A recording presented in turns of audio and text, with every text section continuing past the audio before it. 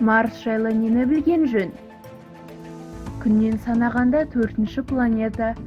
Тастақ, шаңды, шөлді дүние. Оның өте жұқа атмосферасы негізінен көмір қышқыл газынан тұрады. Қызыл планетаны не қызартады? Темірге бай топырақты тура мағынасында тот басқан. Ал тоттанған темірдің түсі қандай? Қызыл қоңыр, тура Марстікіндей. Марс жылы жер жылынан 2 еседей ұзақ. Марс күнді 687 жер тәулігінде бір айналады. Бірақ кей жағынан Марс жерге де ұқсайды. Онда да жыл мезгілдері, поляр мұз жамылғысы, ауа райы, каньондар және сөнген жанартаулар бар. Жерден өзге ешбір планета Марс сияқты қарқынды зерттелген жоқ. Орбитерлер, лендерлер, роверлер көмегімен.